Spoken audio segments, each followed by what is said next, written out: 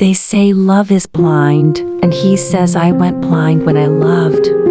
But what does he do? Here he loved, and it happened. What happened? And here he is sitting in his room to write again. I am Khalid Hosni, 28 years old, a graduate of the Cairo Faculty of Commerce 6 years ago. My country is called Al-Baho Frick, belonging to the Zicola Governorate, and today I was refused to marry my girlfriend for the 8th time, and for the same reason. Then he looked at the wall. He hung the paper next to 7 other papers, which seemed to hang at earlier times. The first paper had his name, age, and country written on it. I was refused to marry my beloved today. Next to it is a second sheet. I was refused for the 2nd time. And the 3rd paper where he was rejected for the 3rd time. And so on until the 7th paper. Then he leaned his back and looked up, and his memories returned to 6 years ago when he was studying in the last year at the university and fate wanted him to meet Mona. His joy increased when he learned that she was studying at the same university in her 1st year, and since that day, they have met many times, whether intentionally or unintentionally. Until he woke up from his memories and exhaled a strong exhalation when he looked at a large paper that he hung on the wall below the 8 papers on which he wrote, I was refused for the same reason. Mona's crazy father. When Khaled heard the word crazy, he always remembered Mona's father, and I think not only him, but all the townspeople, but he knew his madness the most. Since he finished his studies and determined to propose to Mona, he was surprised on the first visit of her engagement. He looks at him strangely and asks him, Do you want to marry Mona? Yes. And he asked him again, What have you done in your life? Khalid's face turned red and he was upset as if he didn't expect his question until he responded, What have I done in my life? Actually, I am a graduate of the Faculty of Commerce of Cairo University, and sir, you know that my parents died when I was little and I lived with my grandfather and exempted from the army and currently looking for a suitable job. He interrupted him. What is the difference between you and others to deserve to marry my daughter? He then ended it by refusing. Khalid thought at the time that the reason he was rejected for the 1st time was that he did not find the right job, but he realized that maybe it wasn't quite that when he found a job and went to engaged Mona again, until he was rejected a 2nd time and the same question of father, what have you done in your life and how different from others? This question did not find an adequate answer to him until the 8th time he asked for marriage.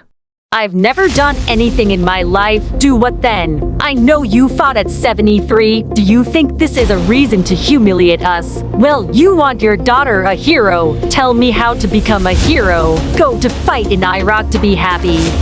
Then he looked at him, and anger appeared in his eyes. I will marry Mona. I mean it. I'm going to marry her. You are compelled to it. I'm going to marry her. The whole town knows this man's eccentricities. He wants to make his only daughter marry a unique person. What kind of unique person is this? No one knows. Everyone knows the fate of only his spinsterhood daughter. As long as her father is that guy. However, the surrender did not touch Khalid's heart, and he thought only of that thing that makes him unique and makes him worthy of Mona as her father wants. But what is it? He doesn't know. All he could do was pray to God to take her. Although Khalid was characterized by lightness and cheerful spirit, but his love for Mona and her father's constant rejection of him made sadness a permanent scarf on his face. Even his grandfather noticed, who was approaching his 80th year. They had been living together since the death of Khalid's parents. He was very sad after being rejected that time. He approached and asked him, You're still sad? You're supposed to be used to? Khalid responded, I can't imagine seeing her with anyone but me. And I don't know what her father wants. He doesn't know that the time of miracles is over. And you're gonna sit next to me with your hand on your cheek? Well, what can I do? The grandfather laughed, caressing him. No, it's better for you to bury yourself in the crypt. Caleb's eyes shone as if he remembered something. Correct. And he continued. Grandpa, do you remember when I was little? When I was crying? You were telling me about the story of the crypt that existed in our country, and that you have descended to it from 50 years ago. Grandfather replied, smiling. Yes, for sure I remember when you was crying. Do you like to remind you of your days? Khaled nodded. No, talk to me about the crypt and when you went down to it. His grandfather was silent, remembering. Oh, these days it's been a while. We were 4 young guys who love adventure.